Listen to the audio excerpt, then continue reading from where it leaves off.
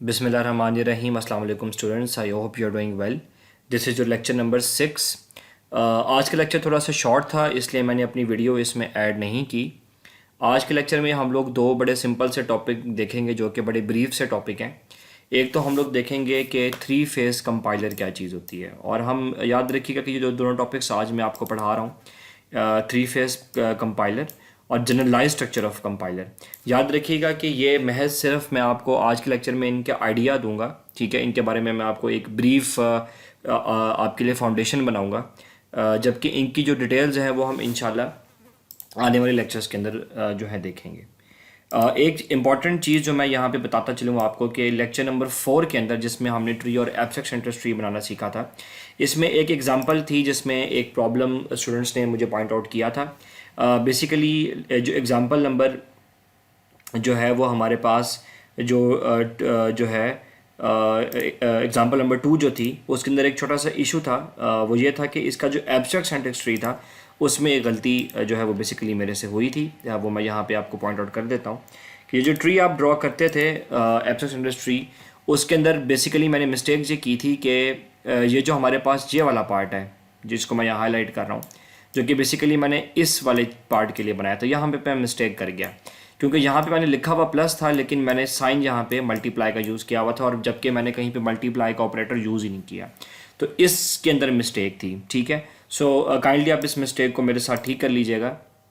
ये abstract syntax tree है जो बेसिकली इसका बनना था। ठीक है, ये उसकी करेक्टेड फॉर्म है। सो बेसिकली अगर आप इसको रीड आउट करें तो अगर मैं इस एक्सप्रेशन को रीड करूँ इस एब्स्ट्रैक्ट सिंटैक्स ट्री के अकॉर्डिंग, तो वो कुछ ऐसे बनेगा, z is equal to 2 multiply by x, that is 2 multiply by x. फिर आप अगर इस प्लस को थोड़ी देर के लिए इग्नोर करें तो आपके पास दूसरा पार्ट क्या है इसका, 3 मल्टीप्लाई बाई वाई, जो कि मैंने यहाँ बनाया हुआ है 3 मल्टीप्लाई बाई वाई। सो ये जो मैं हाईलाइट कर रहा हूँ ये है 2 मल्टीप्लाई बाई एक्स, और ये जो है ये है 3 मल्टीप्लाई बाई वाई, और जो दोनों आपस में क्या हो रहे हैं, दोनों आपस के अंदर ऐड हो रहे हैं, तो ये यहाँ पे मैंने ऐड का ऑपरेटर डाल दिया। तो ये बेसिकली वो करेक्ट एब्स्ट्रैक्ट सिंटैक्स ट्री है जो बेसिकली इस एक्सप्रेशन का बनता था। ये लेक्चर मैंने करेक्ट करके दोबारा से अपलोड कर दिया लेक्चर नंबर 4 के अंदर ही। जब आप गूगल क्लासरूम विजिट करें तो आप प्लीज़ वहाँ जाके लेक्चर नंबर 4 की फ़ाइल को दोबारा से डाउनलोड कर लें। मैंने कोई नया लेक्चर अपलोड नहीं किया, मैंने उसी वाले लेक्चर नंबर 4 के मटेरियल को एडिट करके वहाँ पे मैंने ये वाली फ़ाइल जो है वो मैंने जो है करेक्शन के बाद अपलोड कर दिया। तो आप प्लीज़ जाके लेक्चर नंबर 4 की PDF फाइल को दोबारा से डाउनलोड कर लें, वहाँ पे मैंने ये एग्जांपल करेक्ट करके दोबारा से इंसर्ट कर दिया। ठीक है जी, ये तो बात हो गई इस एग्जांपल के हवाले से, और मैंने आपको बता दिया कि इसमें कुछ प्रॉब्लम था जो मैंने सॉल्व कर दिया। Let's move on to lecture number 6। और आज का लेक्चर बड़ा ब्रीफ सा है और बड़ी सिंपल सी चीज़ है। एक तो हम लोगों ने देखना है कि थ्री फेस कंपाइलर क्या चीज़ होती है, इसका सिर्फ हम लोग जो है इंट्रोडक्शन देखेंगे, और जनरलाइज स्ट्रक्चर ऑफ कंपाइलर ये भी हमारे पास एक इंट्रोडक्टरी लेवल का टॉपिक है। सो इंशाल्लाह आपको दोनों टॉपिक्स में कोई बहुत ज़्यादा इशू नहीं आएगा। सबसे पहले हम लोग बात कर लेते हैं थ्री फेस कंपाइलर की। अगर आप रिकॉल करें तो हमने 2 फेस कंपाइलर पढ़ा था स्टार्ट के अंदर लेक्चर नंबर 5 तक, जिसमें हम लोगों ने देखा था कि हमारे पास बेसिकली कंपाइलर के 2 पार्ट्स होते हैं। पहले पार्ट का नाम हमने रखा था फ्रंट एंड, जिसको मैं यहाँ पे FE के नाम से लिख रहा हूँ। ठीक है जी, और दूसरे पार्ट का नाम हमने रखा था बैक एंड।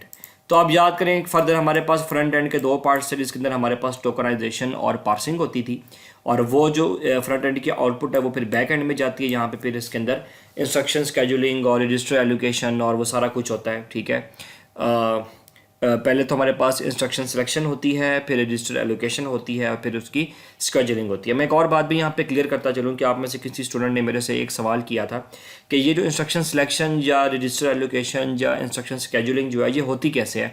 तो प्लीज़ याद रखिएगा कि इनके लिए हमारे पास एल्गोरिदम्स हैं। ठीक है, तो जो लोग ऑपरेटिंग सिस्टम का कोर्स ले चुके हैं उन्होंने कुछ एल्गोरिदम्स पढ़े होंगे, जैसे कि हमारे पास राउंड रॉबिन है, या हमारे पास बैंकर्स एल्गोरिदम बहुत ज़्यादा फेमस है। ये डेडलॉक के लिए होता है वैसे तो, लेकिन ये इंस्ट्रक्शन स्केजुलिंग के की बाउंड्री में ही आता है। ठीक है जी, बैंकर्स एल्गोरिदम। और इसके अलावा फर्स्ट कम फर्स्ट सर्व है, शॉर्टेज जॉब फर्स्ट है, ये आपने पढ़े होंगे ऑपरेटिंग सिस्टम के कोर्स के अंदर जिन्होंने ये कोर्स लिया हुआ है। जिन्होंने नहीं भी लिया हुआ तो उनके लिए जवाब यही है कि ये जो जितने भी प्रोसेस 3 प्रोसेस थे बैक एंड के, इंस्ट्रक्शन सिलेक्शन, रजिस्टर एलोकेशन और इंस्ट्रक्शन स्केजुलिंग, ये कैसे होती है जी, ये यूजिंग एल्गोरिदम्स होती है। ठीक है, तो मैं ये बता रहा था आपको कि हमारे पास हमने अभी तक कंपाइलर के दो पार्ट्स देखे थे, फ्रंट एंड और बैक एंड। आज जो हम कंपाइलर की एक शक्ल देख रहे हैं उसके अंदर हम लोग उसके तीन पार्ट्स देखेंगे, ठीक है। सो अब हमारे पास जो कंपाइलर होगा उसके बेसिक और प्रैक्टिकली कंपाइलर के पार्ट्स, वैसे तो अगर मैं स्पेसिफिकली बात करूं तो कंपाइलर के सिर्फ 3 पार्ट्स नहीं होते, हमारे पास कंपाइलर के मल्टीपल पार्ट्स होते हैं, ठीक है। वो बात तो अभी मैं थोड़ी देर तक आपको क्लियर करूंगा। सो एक हमारे पास है फ्रंट एंड, और अब 3 फेज कंपाइलर की बात हो रही है तो अब इसके 2 नहीं बल्कि हमारे पास 3 फेजेस होंगे, 3 फेज। पहला फेज फ्रंट एंड, अच्छा जो जो जो ये मिडल वाला फेज है हम लोग इसको मिडल एंड ही बोलते हैं, ME stands for middle and, ठीक है। और फिर हमारे पास फाइनली क्या आ गया, बैक एंड। तो पहले क्या होता था, पहले कोड फ्रंट एंड से सीधा रिसीव होता था बैक एंड को, ठीक है। लेकिन अब जो 3 फेज कंपाइलर में जब हम बात करेंगे तो 3 फेज कंपाइलर में पहले कोड फ्रंट एंड से मिडल एंड के पास जाएगा और फिर मिडल एंड से बैक एंड के पास जाएगा, ठीक है। आप याद करेंगे मैंने कहा था कि जो भी कंपाइलर में किसी भी पार्ट की आउटपुट होती है हम उसको जनरलाइज्ड वे के अंदर IR इंटरमीडिएट रिप्रेजेंटेशन क्या देते हैं। तो ये IR पहले ME मतलब मिडल एंड के पास जाएगी और फिर ये IR मिडल एंड की आउटपुट से बैक एंड की इनपुट में एंटर हो जाएगी, ठीक है जी। ये तो बात हो गई कि 3 फेज कंपाइलर हमारे पास होता क्या है। अब 3 फेज कंपाइलर के अंदर मैं आपको सिंपल सी बात बता दूं कि 3 फेज कंपाइलर में जो मैंने आपको 3 पार्ट्स बताए, मैं यहाँ पे ये 10 स्लाइड्स की तरफ मैं बाद में आता हूँ। ये जो हमारे पास मिडल एंड होता है, मिडल एंड का सिर्फ एक ही प्राइमरी पर्पस होता है जो मैं आपको यहाँ पे बता देता हूँ। मिडल एंड का मेन पर्पस होता है कि उसने कोड को ऑप्टिमाइज करना होता है, एंड दैट्स इट। इससे ज़्यादा कोई इतनी इंपॉर्टेंट चीज़ नहीं है जो मैं अभी मिडल एंड के बारे में आपको बताना चाहूँगा। सिंपल इज़ दैट कि जो कोड आपके पास फ्रंट एंड से आ रहा होता है सबसे पहले वो पहुंचता है मिडल एंड में, और मिडल एंड में उसको ऑप्टिमाइज किया जाता है, और फिर ऑप्टिमाइज करने के बाद वो किसके पास पहुंचता है, ऑप्टिमाइज करने के बाद वो बैक एंड पे पहुंचता है। असल में ऑप्टिमाइजेशन क्या चीज़ होती है, ऑप्टिमाइज चीज का मतलब होता है कि किसी चीज़ को कि फर्स्ट जो हमारे पास एक शक्ल होती है उसको किसी ऐसी शक्ल में कन्वर्ट करना कि उसको प्रोसेस करना आसान हो जाए। तो सिंपल इज डैट कि वो कोड, जैसे कि मैं आपको मिसाल दे देता हूँ कि सपोज करें कि आपने, ये एग्जांपल मैं हमेशा देता होता हूँ कि आप सपोज करें, वैसे तो हम लोग ऑप्टिमाइजेशन मेथड में ये चीज़ पढ़ेंगे लेकिन मैं आपको ओरली बता देता हूँ कि आपने लिखा जी एक लूप लिखा, फॉर लूप, ठीक है। आपने लिखा for i is equal to 0 और i जो है लेस देन 5 और i प्लस प्लस। ये C++ के अंदर फॉर लूप होता है। अगर C++ आपको याद है तो वेल एंड गुड, नहीं भी याद तब भी कोई इशू नहीं है।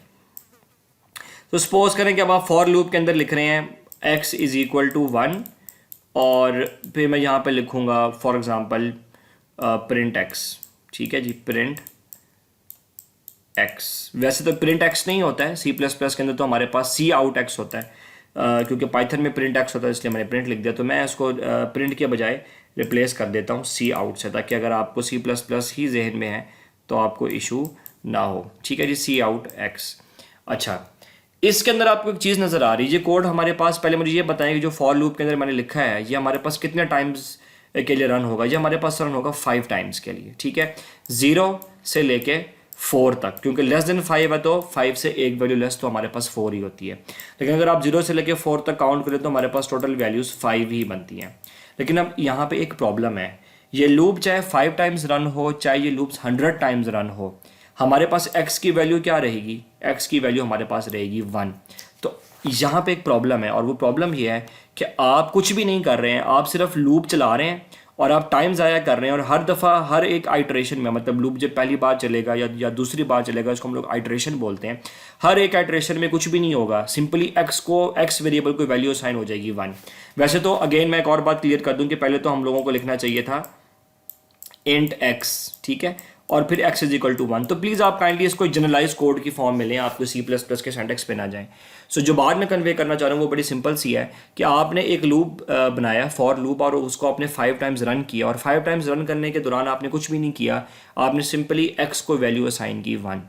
तो आप यही काम आप लूप से बाहर भी तो कर सकते थे, आप लूप से बाहर x की वैल्यू 1 रख देते, दैट्स इट। क्यों बार बार आप फॉर लूप चला के हर दफ़ा x की वैल्यू 1 रख रहे हैं। ये एक चीज़ बहुत दफ़ा कोडर से हो जाती है, ये गलती उससे हो जाती है कि वो पीस ऑफ कोड जो फॉर लूप से बाहर रखा जा सकता था वो गलती से वो फॉर लूप के अंदर रख देता है, क्योंकि उस समटाइम्स उसका ध्यान नहीं होता, समटाइम्स कोड इतना कॉम्प्लेक्स होता है कि उसको पता नहीं चलता इसका मतलब ये है कि जब आप फॉर एग्जांपल अगर आपने एक लूप को 100 टाइम्स चलाया है और आप हर दफ़ा 100 टाइम्स में x की वैल्यू 1 ही रख रहे हैं, तो आप कुछ भी नहीं कर रहे, आप सिर्फ CPU के रिसोर्सेज को ज़ाया कर रहे हैं। कंपाइलर को CPU के अंदर मेमोरी भी एलोकेट करनी पड़ेगी, उसको हर दफ़ा x की वैल्यू 1 भी असाइन करनी पड़ेगी। तो हम लोग टाइम भी ज़ाया कर रहे हैं और CPU के रिसोर्सेज भी ज़ाया कर रहे हैं। तो बात का मतलब ये था कि ये सारा काम हम लोग ठीक कर सकते थे यूजिंग मिडल एंड। यही जॉब है मिडल एंड की, कि मिडल एंड क्या करेगा, मिडल एंड आपके कोड में से इस तरह के इश्यूज़ को ढूंढेगा। जो हमारे पास अच्छी प्रोग्रामिंग लैंग्वेजेस के अच्छे कंपाइलर होते हैं, मैंने आपको बताया था कि जैसे C++ के बहुत सारे कंपाइलर्स अवेलेबल है, तो जो हमारे पास अच्छे कंपाइलर होते हैं उनमें ये कैपेबिलिटी होती है कि वो आपको अननेसेसरी जो स्टेप्स आपने लिए होते हैं या ऐसे स्टेप्स जिसकी वजह से CPU पे लोड आ सकता है, वो उन स्टेप्स को हाईलाइट करके आपको बता देते हैं कि आप यहाँ पे जो कोड लिख रहे हैं उसको अगर किसी और वे में लिखा जाए तो वो कोड ज़्यादा अच्छे तरीके से प्रोसेस हो सकता है। And that's it, that is all about the middle and. और मैं आपको ये बात यहाँ पे दोबारा बता दूँ कि मिडल एंड की जो बेसिक जॉब्स हैं वो ये हैं कि उसने कोड को ऑप्टिमाइज़ करना है या उसको इम्प्रूव करना है, ठीक है। फिर उसने कोड को रीराइट करना है। याद रखें वो क्या करेगा कि वो प्रीवियस, देखें IR क्या चीज़ है, IR है इंटरमीडिएट रिप्रेजेंटेशन, जो फ्रंट एंड से आ रही होगी, वो उसको रीराइट करके एक ऐसी फॉर्म में ट्रांसफॉर्म करेगा। ट्रांसफॉर्म का मतलब होता है कि उसको तब्दील करना है, उसकी प्रीवियस जो है शक्ल को एक ऐसी नई शक्ल में तब्दील करेगा कि कोड ज़्यादा फास्ट वे के अंदर जो है वो चल सके। And that's it. और इसका फ़ायदा ये होता है कि जब कोड रीराइट हो जाएगा, वो इम्प्रूव हो जाएगा, तो ना सिर्फ आपकी CPU की पावर कंजप्शन रिड्यूस होगी, बल्कि आप स्पेस को भी इजीली जो है वो अकोमोडेट कर सकते हैं। स्पेस से यहाँ पे मुराद है हमारे पास रजिस्टर्स, ठीक है, क्योंकि जब आप प्रोग्रामिंग लैंग्वेज को रन करते हैं तो CPU के अंदर जो रजिस्टर्स होते हैं, registers are the smallest memory units, उनकी जो एलोकेशन है और उनकी जो कंजप्शन है वो बहुत ज़्यादा ऑप्टिमाइज हो जाती है, ठीक है जी। सो सिंपल इज़ डैट कि मिडल एंड का प्राइमरी गोल क्या है कि कोड को कंपाइल करने के लिए जो टाइम है वो कम से कम लगे, ठीक है। रनिंग टाइम ऑफ जो कोड है, या कंपाइलेशन टाइम बोलें या रनिंग टाइम बोलें, दोनों के केस में याद रखिएगा कंपाइलेशन टाइम अलग चीज़ होती है, रन टाइम अलग चीज़ होती है। कंपाइलेशन टाइम वो होता है कि जब कोड को सिर्फ चेक किया जा रहा होता है स्टेप बाय स्टेप। आपको पता ना कंपाइलर और इंटरप्रेटर में क्या फ़र्क है। सो कंपाइलर के अंदर सिर्फ कोड को ट्रांसलेट किया जा रहा होता है। जब ट्रांसलेशन कंप्लीट हो जाती है और एरर कोई नहीं होता तो हम लोग कहते हैं कि कोड की कंपाइलेशन कंप्लीट हो गई है। फिर उसके बाद वो रनिंग फॉर्म में आता है। सो फिर हम जो कोड को कंपाइल करने में टाइम लगता है वो कहलाता है कंपाइलेशन टाइम, और जो कोड को रन करने के लिए टाइम जो उसके साथ साथ चल रहा होता है, क्योंकि कोड तो जितनी देर तक चलेगा तो वो उसका रनिंग टाइम होता है। सो कंपाइलेशन टाइम अलग है और रन टाइम अलग है। ये हम आगे जाके इस चीज़ को मज़ीद क्लियर भी करेंगे कि रन टाइम क्या चीज़ होती है और कंपाइलेशन क्या चीज़। फॉर एग्जांपल अगर आपने कोड को कंपाइल किया, ठीक है, तो कोड में कोई एरर नहीं आया, कोड जो है वो चल पड़ा। लेकिन अगर आपने कोड को चलाने के दौरान 1 को 0 पे डिवाइड करने की कोशिश की तो कंपाइलेशन के टाइम पे तो कोई एरर नहीं आया, लेकिन जब कोड आपने रन करके ये काम करने की कोशिश की, क्योंकि 1 0 पे डिवाइड नहीं हो सकता, तो एरर अब कंपाइलेशन टाइम पे नहीं आएगा बल्कि रन टाइम पे आएगा, ठीक है जी। ये बात थी और ये डिस्कशन है मिडिल एंड के बारे में। सो मिडिल एंड की समरी बड़ी सिंपल सी है कि हमने 2 फेस कंपाइलर पढ़ा था, लेकिन अब हम जो देखेंगे वो होगा 3 फेस कंपाइलर। याद रखिएगा कि कंपाइलर के 3 से ज़्यादा भी फेजेस होते हैं, हम उसको बोलते हैं मल्टीपल फेस कंपाइलर, ठीक है। और इसके अंदर बड़ी सिंपल सी बात होती है कि हमारे पास जो 3 फेस कंपाइलर होता है उसमें हमारे पास फ्रंट एंड और बैक एंड तो होते ही होते हैं, उसके अलावा एक और एंड होता है जो कहलाता है मिडल एंड, जिसका मेन काम क्या होता है कि उसने ऑप्टिमाइजेशन करनी होती है, कोड को इस फॉर्म में कन्वर्ट करना होता है कि वो बेहतर तरीके से चल सके, ठीक है जी। सो ये तो हमारे पास टॉपिक कवर हुआ पहला जो कि मिडल एंड था। अगली चीज़ जो हम देख रहे हैं वो है जनरलाइज्ड स्ट्रक्चर ऑफ कंपाइलर। अच्छा, ये चीज़ आपको शुरू में थोड़ी सी अजीब लगेगी, लेकिन जब मैं आपको इसके बारे में बताऊंगा तो आपको ये टॉपिक बहुत ही आसान लगेगा। ये जनरलाइज्ड स्ट्रक्चर ऑफ कंपाइलर क्या चीज़ है? देखें, एक स्ट्रक्चर तो वो है जो हमने इस कोर्स के स्टार्ट में थोड़ी सी पढ़ी, जैसे कि कंपाइलर का फ्रंट एंड होता है, फ्रंट एंड के अंदर हमारे पास स्कैनिंग और पार्सिंग होती है, फिर बैक एंड होता है और बैक एंड के डिफरेंट हमारे पास स्टेप्स होते हैं, फिर हमने ट्रीज़ बनाना सीखे। वो तो कंपाइलर की एक हम लोगों ने जो है एक साइड एक्सप्लोर की। एक कंपाइलर की ओवरऑल एक जनरलाइज्ड फॉर्म भी होती है, ठीक है, उसको हम लोग बोलते हैं जनरलाइज्ड स्ट्रक्चर ऑफ कंपाइलर। तो मैं बजाय इसके कि आपको ये चीज़ यहाँ पे क्लियर करूँ, मैं वाई नॉट के मैं इसकी स्टेजेस आपको बता दूँ। जो जनरलाइज स्ट्रक्चर ऑफ कंपाइलर होता है उसके अंदर हमारे पास टोटल 6 स्टेजेस होती हैं, ठीक है। अभी शुरू में आपको अजीब लगेंगे, लेकिन जब मैं आपको इनके बारे में बताऊंगा तो आप देखेंगे कि इसमें से कुछ स्टेजेस तो आप ऑलरेडी पढ़ चुके हैं। जो हमारे पास जनरलाइज स्ट्रक्चर ऑफ कंपाइलर होता है उसके अंदर जो कंपाइलर की पहली स्टेज होती है वो होती है लेक्सिकल एनालिसिस। लेक्सिकल और एनालिसिस, और जो ये एनालिसिस परफॉर्म कर रहा होता है उसको हम लोग बोलते हैं एनालाइजर। दो अलग अलग वर्ड्स है, एनालिसिस अलग वर्ड है और एनालाइजर अलग वर्ड है। एनालाइजर वो कंपोनेंट है जो एनालिसिस परफॉर्म करता है, ठीक है जी। सो सबसे पहली स्टेज हमारे पास क्या होती है, लेक्सिकल एनालिसिस, ठीक है, this is the word lexical. उसके बाद जो हमारे पास अगली स्टेज होती है वो होती है सिंटैक्स एनालाइजर या सिंटैक्स एनालिसिस, ठीक है। तो क्योंकि जो स्टेज है तो हम लोग स्टेज के लिए वर्ड एनालाइजर यूज़ कर लिया है। वो स्टेज जिसके ऊपर एनालिसिस परफॉर्म हो रहा होता है उसको हम लोग एनालाइजर कह देते हैं। तो पहली स्टेज क्या है, लेक्सिकल एनालाइजर, दूसरी स्टेज है सिंटैक्स एनालाइजर। फिर हमारे पास तीसरी स्टेज होती है सिमेंटिक एनालाइजर। अच्छा, ये दो तो आप पढ़ चुके हैं जी, जब मैं आपको आगे बताऊंगा तो आपको समझ आएगी। इससे जो ऑनवर्ड है वो हमने रेस्ट ऑफ द कोर्स में यही पढ़ना है, ठीक है। तो हमारे पास तीसरी स्टेज क्या है, semantic, this is the word semantic, semantic analyser, ठीक है जी। उसके बाद हमारे पास फोर्थ स्टेज है इंटरमीडिएट कोड जनरेशन या इंटरमीडिएट कोड जनरेटर, ठीक है जी। ये इसकी स्टेज नंबर 4 है और आज हमने एक एक चीज़ इसमें पढ़नी है। फिर हमारे पास है कोड ऑप्टिमाइजेशन जो कि आज हमने मिडिल लर्निंग के अंदर देखी। और लास्ट स्टेज हमारे पास होती है कोड जनरेशन, जिसमें कोड फाइनली किस में कन्वर्ट हो जाता है, मशीन लैंग्वेज में। तो आप मेरे साथ रिवाइज करें, there are 6 major stages of any compiler. The first one is called lexical analysis या lexical analyzer. Second one is syntax analysis, syntax analysis or syntax analyzer. Third one is semantic analyzer. Fourth one is intermediate code generator. The fifth one is code optimizer or code optimization stage, and the sixth one is code generation. सबसे पहले मैं आपको बता देता हूँ। अच्छा, ये एक मैंने ओवरऑल स्ट्रक्चर इसकी बना दी है ताकि आपके लिए आसानी हो। इसके अंदर दो चीज़ें आपको शायद अननोन हो। अच्छा, एरर हैंडलर तो मैंने आपको बता दिया, जिस स्टेज पे भी कोई एरर निकलेगा, लेक्सिकल एनालिसिस स्टेज पे या सेंटेक्स पे या सिमेंटिक पे या और किसी भी स्टेज पे, तो उसमें से जो भी एरर निकलेंगे वो एरर हैंडलर का ब्लॉक जो है हैंडल कर लेगा। ये तो इसका मकसद यहाँ पे ये है। अच्छा, ये जो सिंबल टेबल लिखा हुआ है ना, सिंबल टेबल, ये क्या चीज़ होती है? सिंबल टेबल बड़ी सिंपल सी चीज़ है। आपको याद होगा कि हम लोग टर्मिनल और नॉन टर्मिनल सिंबल लिखते थे, तो असल में हर एक स्टेज के ऊपर हमें टर्मिनल या नॉन टर्मिनल सिंबल की ज़रूरत पड़ सकती है।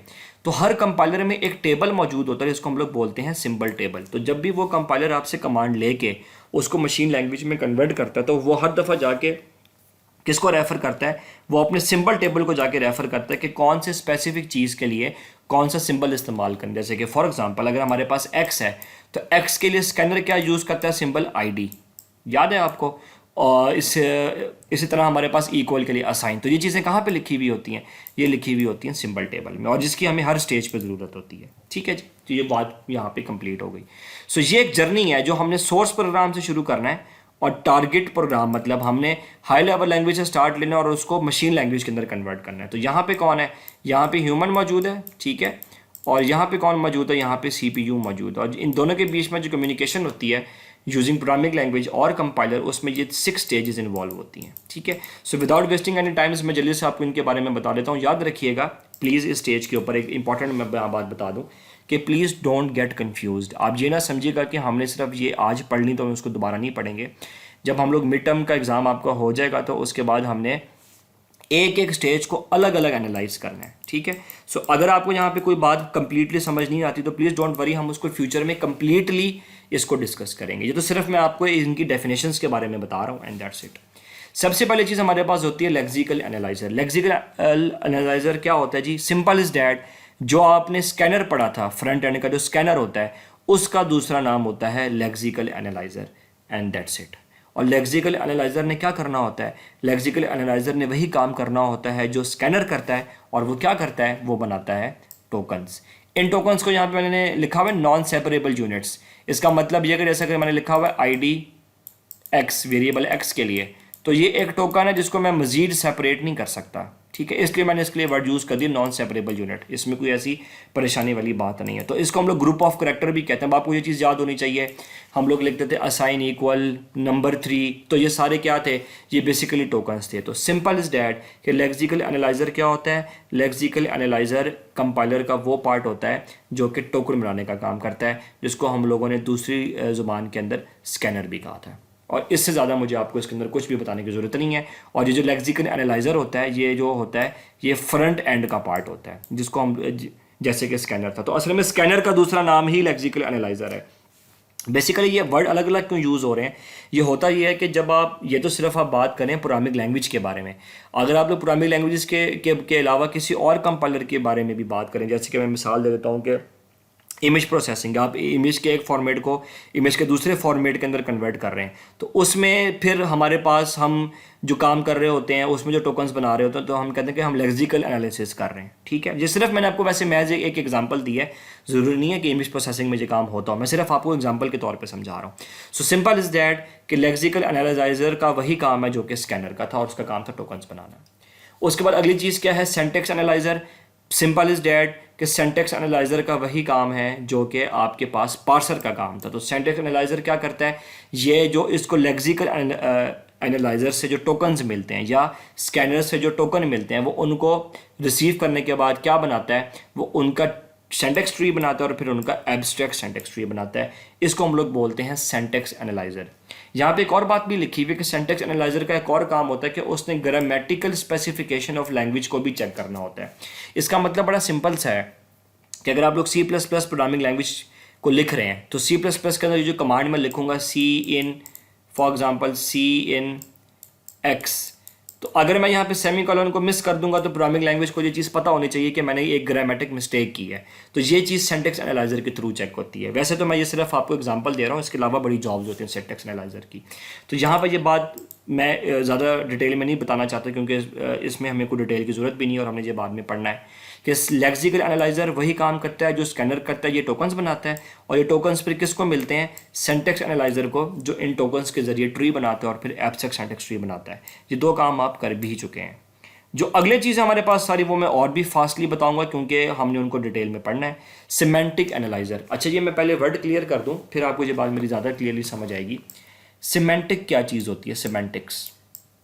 सिमेंटिक असल में किसी भी चीज़ को इंटेलिजेंट बनाती है। ठीक है, ये एक इंग्लिश का लफ्ज़ है, मैं आपको समझा देता हूँ कि सपोज करें अगर मैंने लिखा है नो, ठीक है जी, अगर मैंने लिखा है नो, अब ज़रा देखिएगा मैं नो की एक और फॉर्म यहाँ पे लिखता हूँ, ठीक है, और मैं यहाँ पे नो की एक और फॉर्म लिखता हूँ। क्या आप मुझे बता सकते हैं कि इस नो का क्या मतलब था? अगर, और मैंने आपको अपने एक्सप्रेशंस का इजहार भी नहीं किया, मैंने सिर्फ आपको लिखे हुए वर्ड्स बताए हैं, और आप इन लिखे हुए वर्ड से ही ये जज कर सकते हैं कि किसी स्पेसिफिक नो का मतलब क्या था। ये नो बड़ी क्या कहना चाहिए कि सिंप्लीफाइड टर्म में बोला जा रहा था, नो। ठीक है, अच्छा, इस नो से आपको क्या चीज़ समझ आती है कि ये नो जोर दे के कहा जा रहा है, क्योंकि जो एक्सक्लेमेटरी मार्क होता है ये तब लगाया जाता है जब आप किसी चीज़ के ऊपर जोर देने की कोशिश करते हैं, या आप उसको एक्साइटमेंट में या गुस्से में या खुशी में जैसे भी बोलें। तो अब मैंने हालांकि उस वर्ड को वैसे बोला भी नहीं, लेकिन सिर्फ आपको समझ आ गई यूजिंग या वॉचिंग ओनली दीज सिंबल्स। ठीक है, इसी को बेटा सिमेंटिक्स बोलते हैं। इसी को क्या बोलते हैं, सिमेंटिक्स बोलते हैं। ठीक है, तो ये नो थोड़ा जोर दे के या गुस्से में बोला जा रहा है, जैसे कि नो। ठीक है, और ये जो आखिरी वाला नो यहाँ पे लिखा हुआ है, ये आपको मतलब क्लियरली समझ आ रहा है कि ये किसी से सवालिया जो है उसमें बोला जा रहा है कि नो के क्या मतलब नहीं। तो सिंपल इज डैट कि इसको हम लोग सिमेंटिक्स बोलते हैं। ये वैसे लैंग्वेज के सिमेंटिक्स हैं। ठीक है, इसी तरह ये जो हम लोग लैंग्वेज बोलते हैं, इसी तरह प्रोग्रामिंग लैंग्वेज में भी सिमेंटिक्स होते हैं। मतलब असल में सिमेंटिक्स के लिए जो अप्रोप्रिएट वर्ड होता है उर्दू में वो जज्बात होता है। ठीक है, लेकिन हम इसको जज्बात भी नहीं कह सकते। सिमेंटिक्स वो चीज़ होती है जिसके अंदर आप एक ही चीज़ को जब मुख्तलिफ वेज के अंदर लिखते हैं या बोलते हैं या कहते हैं, तो दूसरे शख्स को सिर्फ आपकी टोन से ही समझ आ जाता है। मैं आपको मिसाल दे रहा हूँ, ये आपके एक्सप्रेशन से समझ आ जाता है कि वो बात आपने किस वे में की है। जैसे कि हम कहते हैं कि जी ये बात आपने मुझे टॉन्ट में की है, आपको कैसे पता चलता है? आपको किसी भी शख्स की टोन ऑफ वॉइस से समझ आ जाती है कि उसने किस वे में आपसे बात की। ये आपको कैसे पता चलता है? ये अल्लाह ताला ने जो आपको सिमेंटिक्स दिए हैं, आपको उससे पता चलता है। ठीक है, इसी तरह हर प्रोग्रामिंग लैंग्वेज में भी कुछ सिमेंटिक्स होते हैं। ठीक है जी, सिमेंटिक्स का मकसद क्या होता है कि आपने 3 चीज़ें चेक करनी होती हैं या 2 चीज़ें चेक करनी होती हैं। वैसे तो 3 होती हैं, यहाँ पे 2 लिखी हुई हैं। सबसे पहले तो आपने लॉजिकल एरर देखने होते हैं। मैं आपको मिसाल दे देता हूँ, मुझे बताएं कि क्या 1 0 पे डिवाइड हो सकता है? नो, ये एक लॉजिकल एरर है। ये चीज़ आपको सिमेंटिकली पता चली है, आपको मैथमेटिक्स में ये चीज़ पढ़ाई गई कि 1 0 पे डिवाइड हो ही नहीं सकता। ठीक है जी, ये चीज़ सिमेंटिक्स एनालाइजर के थ्रू पता चलती है। तो सिमेंटिक एनालाइजर का कंपाइलर में पहला काम क्या होता है? लॉजिकल एरर निकालना। दूसरा सबसे इंपॉर्टेंट काम होता है कि डाटा टाइप को चेक करना। डाटा टाइप्स के बारे में आप बड़े बेहतर तरीके से जानते हैं। अब मैं आपको मिसाल देता हूँ, मैंने यहाँ पे लिखा इंटीजर और मैंने इंटीजर एक्स, और सपोज करें ये किसी भी प्रोग्रामिंग लैंग्वेज का सिंटैक्स है या नहीं, हम इस पे नहीं जा रहे। इंटीजर एक्स की मैंने वैल्यू लिखी 3.2। अब आपको क्लियर नजर आ रहा है कि डाटा टाइप क्या है एक्स की डाटा टाइप है इंटीजर या इंट, और आपने वैल्यू क्या साइन कर दी, वैल्यू आपने साइन कर दी फ्लोट। तो सिमेंटिकली आपने इसको गलत लिखा है, ठीक है। तो ये डाटा टाइप मिसमैच, इसको बोलते हैं डाटा टाइप मिसमैच। ये भी सिमेंटिक एनालाइजर ही होता है जो कंपाइलर को बताता है, ठीक है, कि सिमेंटिकली ये बात गलत है या सही है। अच्छा, एक और इंपॉर्टेंट बात आप मुझे बताएं, जब हम लोग टोकन्स या पार्सिंग कर रहे थे, तो सपोज करें मैंने यहाँ पे लिखा नंबर 6, हमने कहीं पे भी ये बात तो नहीं की थी कि जो 6 इंटीजर है या फ्लोट है या स्ट्रिंग है। तो ये जो डाटा टाइप्स के मैंने नाम लिए, ये भी सिमेंटिक एनालाइजर ही कंपाइलर को बताता है कि ये जो वर्ड या यहाँ पे करेक्टर या जो भी यहाँ लिखा गया उसकी डाटा टाइप है क्या। तो ये चीज़ हमें सिमेंटिक एनालाइजर से पता चलती है। मेरे ख्याल आपको मेरी बात समझ आ गई है। सपोज करें कि हमारे पास एक एब्स्ट्रैक्ट सिंटैक्स ट्री यहाँ पे बना हुआ, या आईडी मैंने यहाँ पे से लिखा कि मैंने वेरिएबल के नाम नहीं लिखे। सपोज कर लें कि ये एक्स है, ये आईडी वेरिएबल वाई है, ये जेड है। अच्छा, ये तो काम हुआ हुआ सिंटैक्स एनालिसिस में। ये बेसिकली पार्सिंग का रिजल्ट है, जिसमें हम लोग पहले ट्री बनाते हैं, फिर एब्स्ट्रैक्ट सिंटैक्स ट्री बनाते हैं। असल में एब्स्ट्रैक्ट सिंटैक्स ट्री बना हुआ है। अच्छा, सिंटैक्स एनालाइजर की आउटपुट जो है वो किससे कनेक्टेड है, वो कनेक्टेड है सिमेंटिक एनालाइजर की इनपुट से।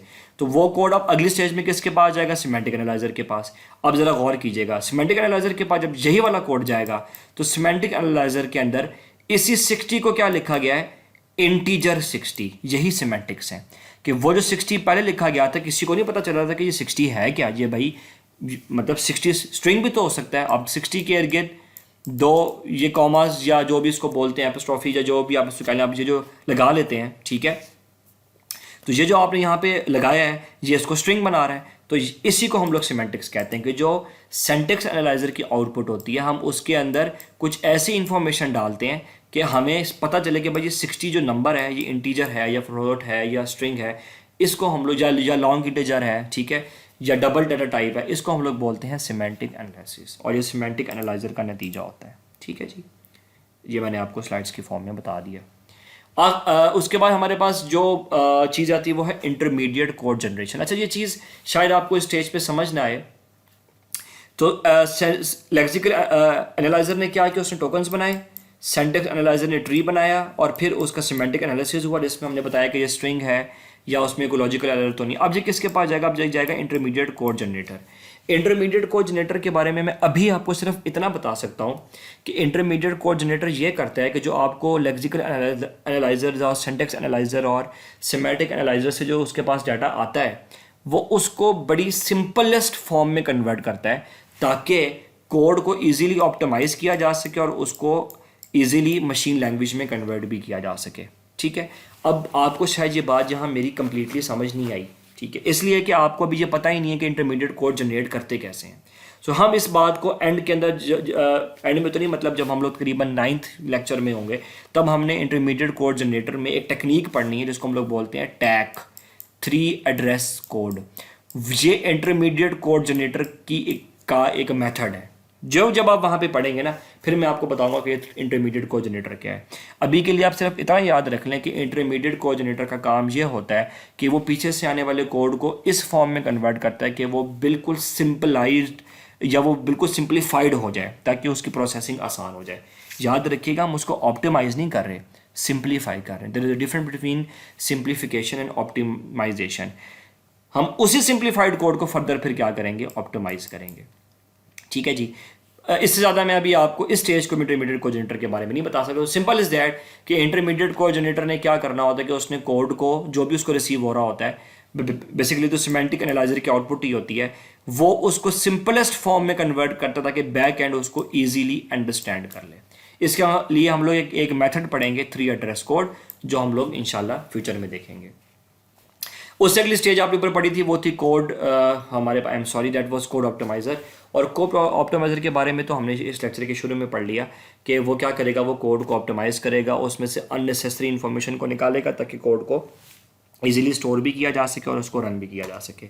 आखिरी चीज़ है कोड जनरेटर। ये कोड जनरेटर किसी भी कंपाइलर की वो लास्ट स्टेज होती है जिसमें जो भी इंस्ट्रक्शंस उसको आ रही होती हैं, कोड जनरेटर उसको किस में कन्वर्ट कर देता है, वो उसको कन्वर्ट कर देता है असेंबली या मशीन लैंग्वेज में। And that's it.